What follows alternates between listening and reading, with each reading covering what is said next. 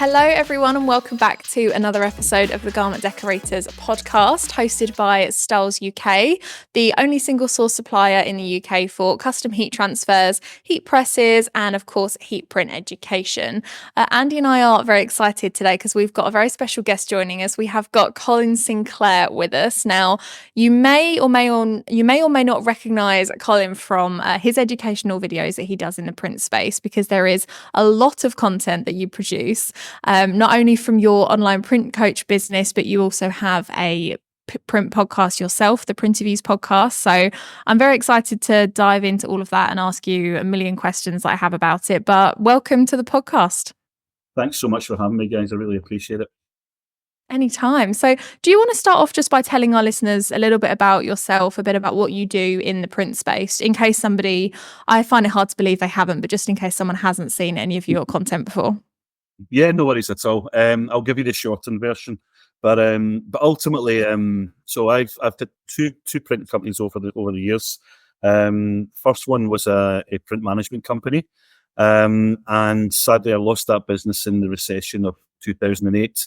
And what seemed like a really tough time back then is actually what's driven me to do what I do just now, because I've taken a lot of the lessons that I learned over that period and try and kind of implement that so that I can help other companies not go through the same thing as I did back then. And then after that, I very much seen that it was moving online at that point, and decided to set up an online printing company. I'd actually just read a book by a chap called Michael Gerber. I don't know if you've heard of him at all.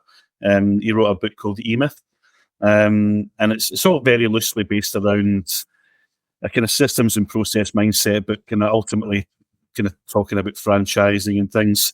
And at that point, I decided I was going to start an online print company, but also try and franchise it.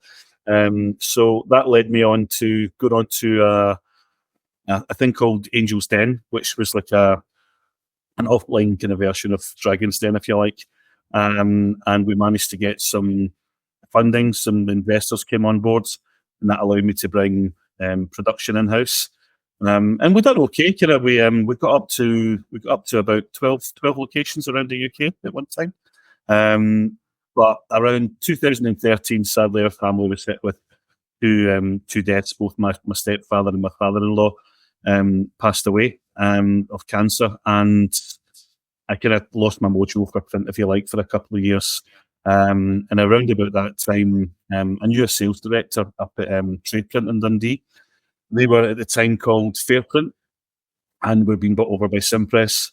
And they kind of reached out and said, "Look, kind of we could do with someone like you up here. Kind of, we know you're having a tough time just now. Why don't you let us kind of take care of all the kind of mundane day-to-day stuff, and you can come up here and be part of a bigger team."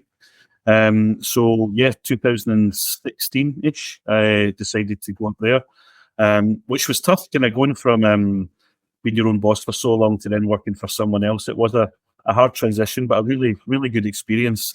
But around 2019, I kind of decided that I wanted to go back to being my own boss and making my own decisions, and left there very amicably. We still got a very good working relationship. But the seed had been planted into doing something around helping kind of other business owners and using the experience that you'd picked up over the years.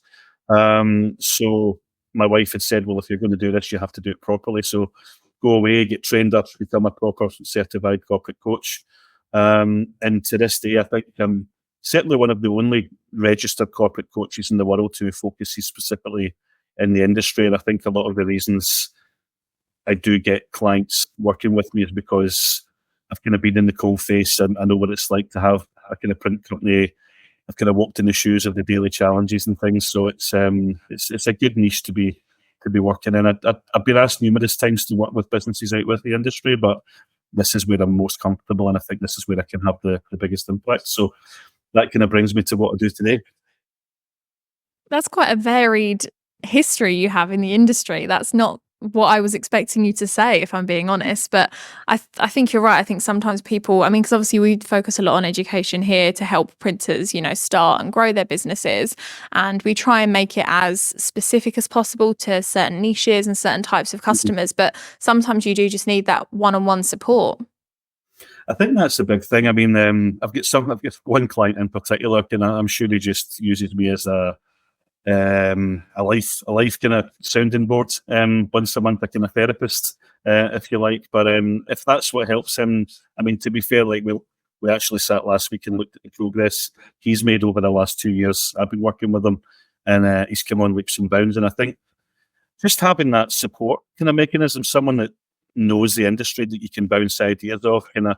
I'm sure if my wife's watching this, she'll agree with me. But I used to come home in the evenings, and I wanted to kind of someone about what I'd experienced that day, and she would always say what I wanted her to say. I wanted to hear. And rightly or wrongly, she works in a very different kind of space from print. She's a vet, so she maybe didn't understand the kind of the day-to-day challenges. So I think having someone that knows what you're going through can make a big difference, and I think it's important. I think everyone should have that in business. I think I completely agree, and that's kind of one of the reasons that we wanted to start this podcast. So we wanted there to be somewhere online for people to hear from other people like yourself, or the other businesses, or people who are printers or decorators. They're going through the same things, but do want to talk about those things because that's what they're so passionate about. But it's so people don't care about the mundane if they're not in the mundane, do they? It's very true. I had a conversation with someone last week, and we were talking about kind of just like if I go for a meal with my friends at the weekend or whatever, kind of, and I like to talk. I like to get to know what's going on in people's lives anyway. That's just part of what I do. But I feel as if I come away sometimes and I'm like, I've asked each and every one of them about what's going on in their life, how's their business, what's happening here, and I very seldom get it back. And I used to get annoyed about that, but actually, it's just because they don't have the same passion for what I do as likewise as I do for what they do as well. So I think it's important that you have that support group within the industry. And we're very lucky. Kind of there's a kind of, you see me on LinkedIn quite a lot as many others, but there's a good support network out there. I think there's definitely been a shift since COVID, and I think people are more willing to have conversations and share ideas. And certainly, I've got a platform called Print Mastermind, and 3 or 4 years ago, I don't think it would have happened because people didn't want to speak to other printers because they seen them as a threat, they seen them as competitors.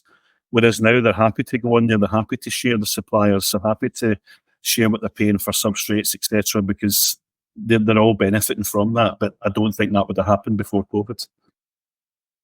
I agree. I think as well, because there is so much opportunity for everyone to be very busy and be very successful, that the more you support each other, the more you can all grow together, learn more, maybe make some better efficiency improvements, or just maybe just enjoy yourselves because there's other people you can go and see.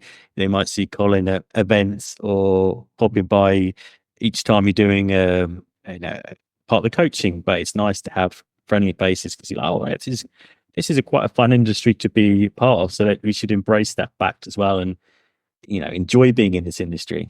And also as well, I think in terms of niches, there's more niches than people think. And there's a lot, like in terms of, you said threats from one business to another, but I think people, once you get into this industry, realize how much opportunity there is and how many different markets you can sell into. And I think when you realize that, you're like, oh no, that's okay. I could be friends with the person that does sport and I do levers, like totally different markets. Mm-hmm.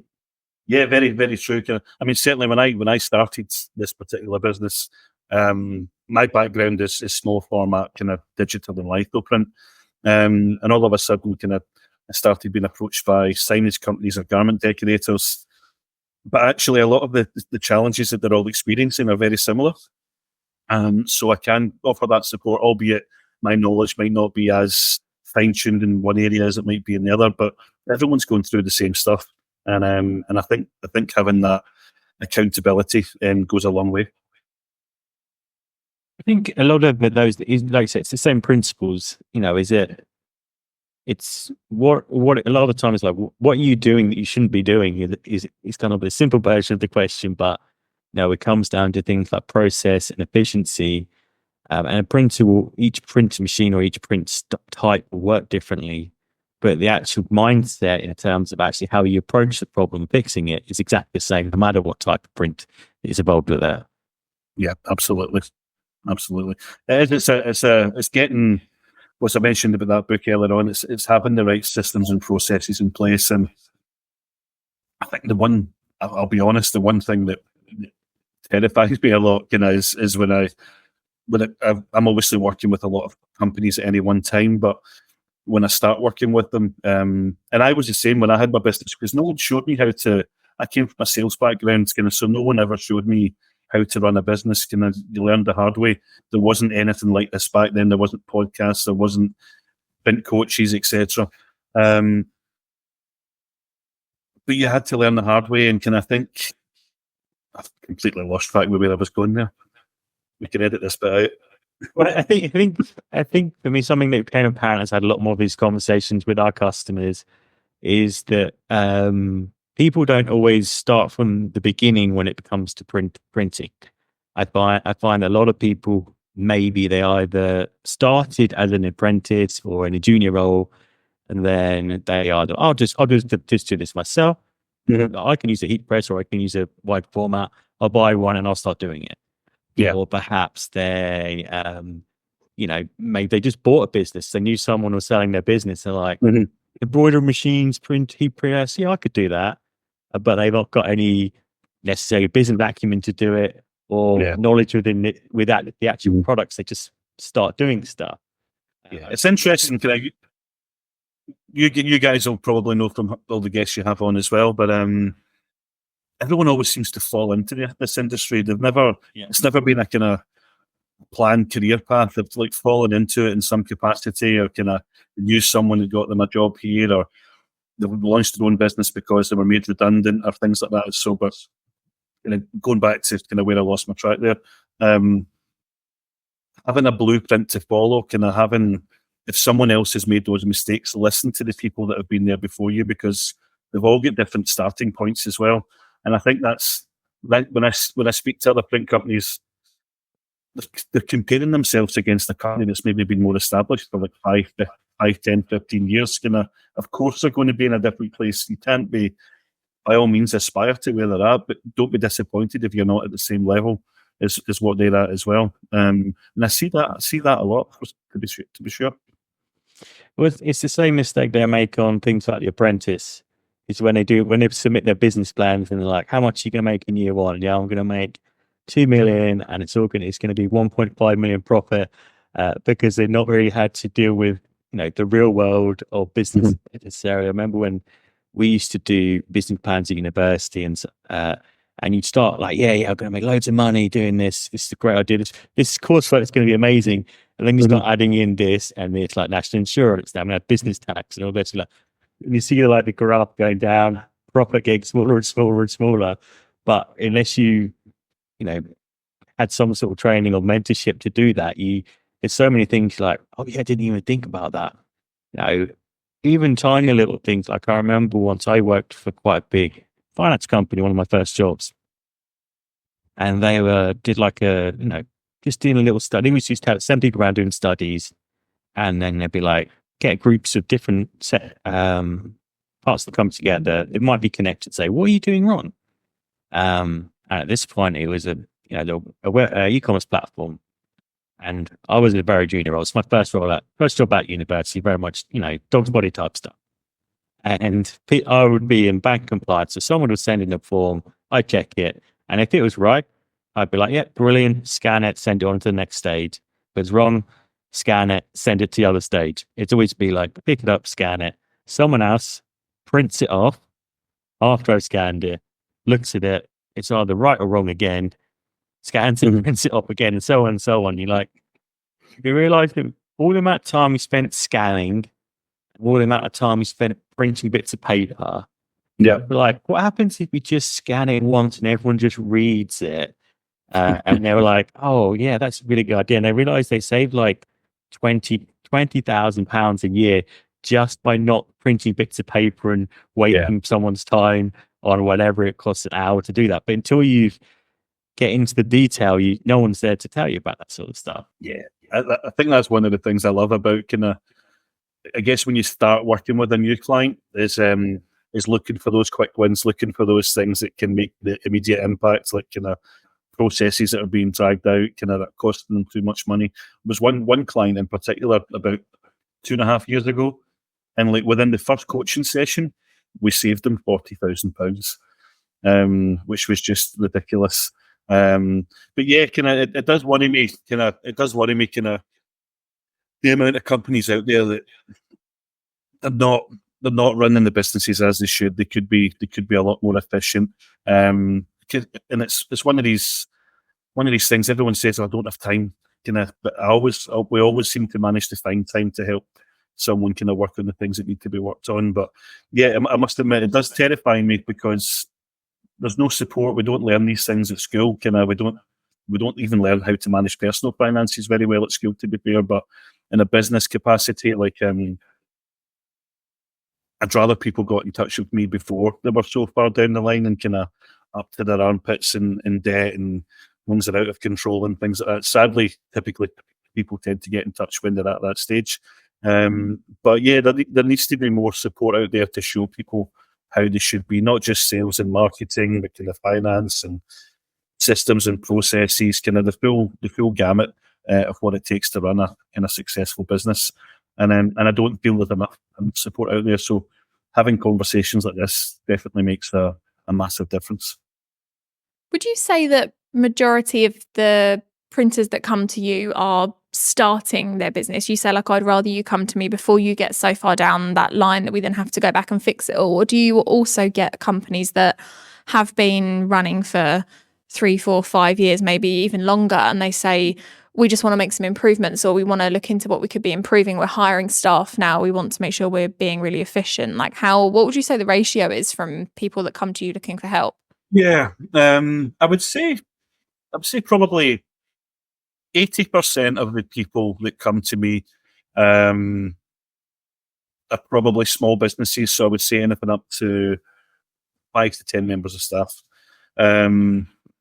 Most of them are fairly well established. I tend to find that new businesses don't, because they have this perception that coaching's too expensive or they don't need it and things like that. But I'd like to think that I'm relatively affordable and actually would justify the costs of what it takes to hire a coach fairly quickly. But there's that perception. And again, in the UK specifically, not so much in the States, as coaching's been around a lot more over there as well. But people don't like the concept of being told that they don't know everything, or they don't like admitting that they need help and support. And really, it's not about that. It's not about. It's my job to challenge people and call them out and make them think twice about what they are doing. But ultimately, it's still their business. It's still their decisions at the end of the day as well. But I would say probably not so many in their infancy. Most people get in touch typically if they're struggling and they need help, or if they're looking to scale the business. So say they maybe, as you touched on there, and I think one of your previous episodes, was it Dave, the chap in the States, that was on just before Christmas time, and he was speaking just about setting realistic goals. Like, people will come to me and say, right, I want to treble the business in the next 12 months. Well, that's not very realistic. That's not to say it can't be done, but certainly it's quite a challenge. It depends what level they're at as well. But quite often people will come to me and say, right, this is where we're at just now. In the next 5 years, we want to double the team. We want to bring in some new kit. We want to be in bigger premises, etc. And I'll help them work out a plan about how they're going to do that. And we'll reverse engineer how we make that happen, and I'll keep them accountable in the process. But again, I've got clients. I've got some clients. One of my biggest clients, they own eight different print companies, and they've got about 250 staff. So I would say the bulk of the clients I work with tend to be kind of up to $1 million turnover, anywhere between 100K and $1 million turnover, and then the rest are kind of there and above that. But again, sometimes it's being brought into, like you say, Molly, kind of look at the current systems and processes. I've got one client I'm working with just now. They don't want to grow. They don't want any more staff. They don't want to buy new kit. They just want to make little tweaks that makes the business slightly more profitable and run a bit smoother. So everyone's different, and that's what I like about it. So there's no 2 days are different. It's always a fresh challenge.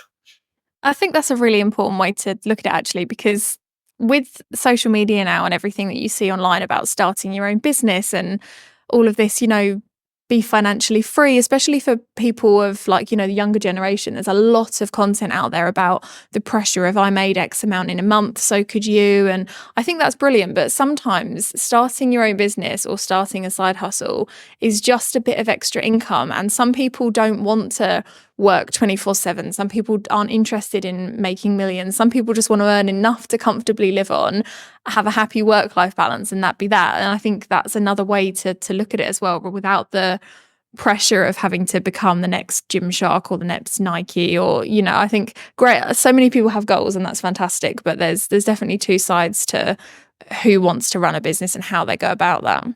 Yeah, I've got a young guy I'm working with just now, actually, and I met him at Stein and Digital last year. Year past 2023, and he's got a real niche. I won't mention what it is because everyone will be jumping on, but he's found a real niche marketplace, and he was working. It's a bit of a side hustle, and he's built this online business up now, and he's literally acquiring 200 clients a month at the moment. With this particular product, he's absolutely flying, to the point that he started to reduce the hours on his main job and put that into the business. So there's definitely there's different ways to look at it as well. It can be a side hustle, it can move into a main thing. And he started off with a relatively low buy-in kind of bit of kit just to kind of get him started. And it's amazing what you can do if you find that kind of niche kind of business to kind of try and kind of work on. So I'm kind of curious, Colin, just thinking about your print coaching, is without giving too much away. You read my mind. I was going to ask the exact same question. What if say I come up on your virtual door and we arrange a consultation? What's kind of a first question or couple of questions you would ask someone? Okay. Come in and ask you, I don't know, all the process. Yeah, so typically I kind of have a questionnaire that I kind of send out to new clients that I'm onboarding, just to try and understand where they are in the business and how I can best support them. Typically, I would ask, what the biggest successes the business have had so far, to kind of try and understand where they've had wins. I try and understand what challenges they're currently facing. And I think kind of asking them how best what they would like to get out of coaching themselves. I think that's probably the most important one, because that quite often can raise red flags if people aren't willing to have me challenge them to kind of give them alternative ways to look at things. Then it just won't work. And thankfully it doesn't happen often, but there have been times where I've had that kind of discovery call with someone, and it's just not been a good fit. It's not been. I don't think I can help them. I'm maybe not the right coach for them, and vice versa. It's got to work both ways. But yeah, understanding where they're at with the business, what their strengths are, what their weaknesses are, and just try and get to know them as a person, because you're going to be spending a lot of time. Like, I've got one client just now, I think we've had about 200 hours together now. So you spend a lot of time with these people, so you've got to kind of get to know them and be personable as well. It's hopefully a long-term relationship. Some coaching clients come on board and they're there for something specifically, and it's 3 or 6 months. But again, like, I've got some just now I've been working with from when I started 3.5 years ago now. So we're in this for the long haul, hopefully. And in terms of those that perhaps are, I don't want to say less successful, but those are less committed to coaching, perhaps, who might say drop out after a certain period of time. Maybe things don't work out for them. Is there kind of a common mistake that people make around business or their approach to business that you see as a kind of indicator of failure, perhaps? Yeah, I mean, I tend to kind of get the early signs when things aren't working, and to be honest, recently there's been 2 or 3 conversations I've had where the thing is, I do this because I want to make a difference. I want to help people get to where they want to be, and there has been sadly some times where I feel as if that's not going to happen because the person perhaps isn't committed enough anymore, or they've changed their mind about how they want to take things, or we just keep having the same repetitive conversations time and time again, and they're not moving forward. So there has been conversations where we've had to say, look, I don't think this relationship's working anymore. Can I maybe try this or try that, or let's take a break and revisit in 3 or 6 months' time. But yeah, I mean, there's definitely indicators there. Like even with that questionnaire I told you about, like I can quite often tell by the responses I get in that questionnaire whether someone's going to put the effort in. Because if they give little one-word answers, rather than actually taking the time and effort to give me a decent response. Now, I appreciate there could be other reasons behind that. I was recently involved in something which I can't talk about, I've just realised, but it was involved in seeing other people's kind of questionnaires for a side project. And I actually dismissed somebody because they hadn't taken a lot of effort to fill that paperwork in. And it turned out they actually had some learning difficulties and things like that. So you've got to take things like that into consideration as well. But most of the time, you can just tell by how someone responds to these things whether they're going to put the effort into their business. But yeah, a lot of the time, got a feeling as well. Because I've been in their shoes, I can quite often see the early warning signs if things aren't kind of going to plan. And ultimately, I will challenge people on that. But again, it's on them. I can't do the work for them. I think that's been the hardest thing since I started doing this. Is there have been instances where people expect you to do a lot of the work for them, and I'm not there to do that. I'm just there to guide them in the right direction. And ultimately, they know what they have to do. It's just me pulling the information from them and setting them on the right course to do that. I think that's accountability though, isn't it? I think if they like you say, they know what they need to do, but they just need that extra push. And if they know they're speaking to you on a weekly or a monthly basis, however it works, then they think, oh, well, we spoke about that last week and I haven't done it yet. I need to make sure I do that. Otherwise, Colin might not be very happy with me, or, that they probably do find themselves holding themselves a bit more accountable. Absolutely. And I do it with my coach. I get a coach, and I know fine well if I've not achieved the goals I set out between sessions with Hayley, I know she'll be on the next session. So I make sure I've got that stuff done. But I try and so I've got a kind of WhatsApp channel set up for all my coaching clients. So like if we say between sessions, right, this is what we're going to achieve between now and then, I will check in on them. I don't wait till the next session. Like I will check in on them and just see how they're getting on. And sometimes it's just a little gentle nudge to kind of remind them, kind of so they're not waiting till 10 o'clock the night before a coaching session before they start trying to do all the stuff, and then they don't do it properly because it's rushed. So it's not just about what happens in the sessions; it's about what happens in between as well. So one thing I wanted to ask, and I probably should have asked this at the beginning of the podcast in case people stop listening, but I'm sure they won't, because you're a very interesting guy, Colin. But you mentioned the registered corporate coach, the RCC certification you have. And I want to kind of delve into that a little bit more, because obviously there's kind of a coach for everything these days. You could get a £10 certificate and you're a coach for whatever. But you go on, connect with Colin on LinkedIn, you'll see his background, you'll see what he's doing day to day. But could you, to anyone who might be perhaps a little skeptical about a print coach or your background in particular, could you just tell a little bit more about what's involved in becoming a proper coach? Yeah, I think the big thing for me, it was interesting because when I started the business, I didn't have the accreditation for maybe several months.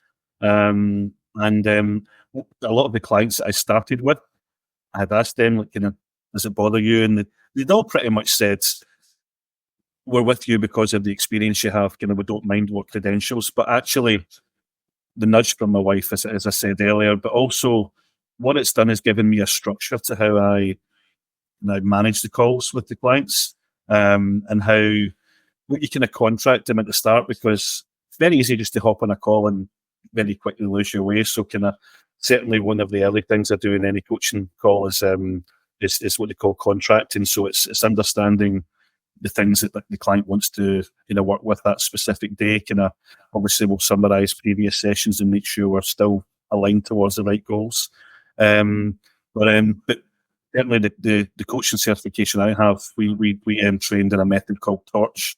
And to be honest with you, most clients won't even notice that I'm actually using a particular coaching method on the sessions. But what it does is it just keeps me focused and makes sure that we get to a point where we've helped the client realize what they have to do between now and the next call, but also the conversation structured in such a way that it's not just me suggesting they do things. By the end of it, they're so bought into it that they're pumped and excited to go away and work in that particular thing. So for me, that was the biggest takeaway from actually going through the kind of certification process, was giving me that structure to the sessions, rather than, because I was kind of winging it a little bit in the first several months because I was just using my experience, and it was probably more mentoring than coaching. And the difference here is the mentoring's more kind of pushing my opinion onto people, whereas the coaching's actually, as I touched on earlier, like, people know what they have to do. That just sometimes they need you to pull that information out of them and set them on the right course. And having that kind of structure has allowed me to do that. So in terms of, is there, I just trying, the question I had in my mind was, obviously you can help in quite a lot of ways. Is there anything that you, perhaps not something within your, remit or your skill set for coaching, that you see people making mistakes that you're like, I wish I could tell people to stop doing this. I'm not, it's probably something to do with accountancy, or most likely, but is there anything like particular mistakes? Just because I'm not an expert doesn't mean I wouldn't still speak up to them, to be fair. There's lots. And again, that's something I've realized a lot. So certainly, as I mentioned, we've got a training platform called Print Mastermind. And one of the things I've realized recently is I can't be the expert on everything. And I see people failing in sales, marketing, accountancy type stuff and things as well, all aspects of the business. Because this is the thing, like, as I referred to earlier, like, when we come in to start a business, like, you're the sales director, you're the marketing director, you're the production director, you're the finance director. No one can wear all those hats. So I think it's important that you surround yourself with good people. And likewise with myself, within Print Mastermind, as you'll see on LinkedIn over the next few weeks, I've started bringing in some resident experts. So we're just taking on a new chap, Mark, who's our resident marketing expert, and he'll be helping. The good thing is I can see where people need the most help and support with. One of the biggest challenges just now is people don't like posting about themselves on social media for some reason. I find it quite easy because I like to talk about myself. But people don't know how to speak to their audience. So one of the videos we just dropped yesterday is all about how to create content that's going to speak to the right audience, and even aspects of using AI, how to do that as well. There's a lot of people out there abusing AI at the moment, and they're not using it properly. And that's one of the things I want to try and do. I want to try and educate the people that I'm working with. It's a fantastic resource, but you've got to use it properly as well. There's a lot of people out there just throwing stuff out and thinking people won't realise that they've not actually put their own personal brand voice into it. That's something I'm trying to change as well, and make sure customers are speaking to the right audience and the right language with products that are relatable to them as well. So I think a lot of people certainly come to me for marketing help and support, and whilst I have actually got lots of marketing certifications as well. I don't class myself as an expert. So the chap I brought in, he's got 15 years of doing marketing training. He's got his own digital agency and things like that. So he's more qualified to deliver that training than I am. And likewise, we'll do the same for sales trainers, for finance experts coming in as well, because I think it's important to realise that you can't be everything to everyone. I think that's smart. And for anyone that's perhaps unfamiliar with Colin, I can tell you from personal experience of knowing him for probably only really about a year, I think, since we first met. Yeah. But we bump into each other at events quite a lot. Colin is well connected and well liked within the industry. So his reach is far on beyond just himself in terms of who he can bring in to help you and connect you with. It's a fantastic resource for you to have available as a coach, for sure. Yeah.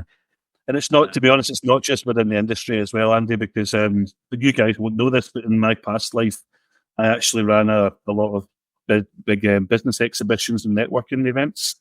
So actually, kind of Mark, who I brought in, was someone who used to be a member of my business club. So he wasn't actually from a kind of the print industry. And likewise, I've got other people lined up that I've met in previous walks of life. So yeah, kind of if I can help, I say to anyone kind of who's listening, kind of, but if there's a connection on my LinkedIn that I can help make introductions with, it's going to benefit your business, and don't hesitate to reach out. Absolutely. So just on that point, if anyone is interested in working with yourself, Colin, how would they go about approaching you or getting involved with your online coaching platform? Yeah, so obviously you can check me out on LinkedIn. Should be fairly easy to find. If you search for the online print coach, I'll no doubt pop up quite easily. You can email Colin at theonlineprintcoach.com, but the website, theonlineprintcoach.com, has everything on there. There's sign-up links to the online training platform, Print Masterminds.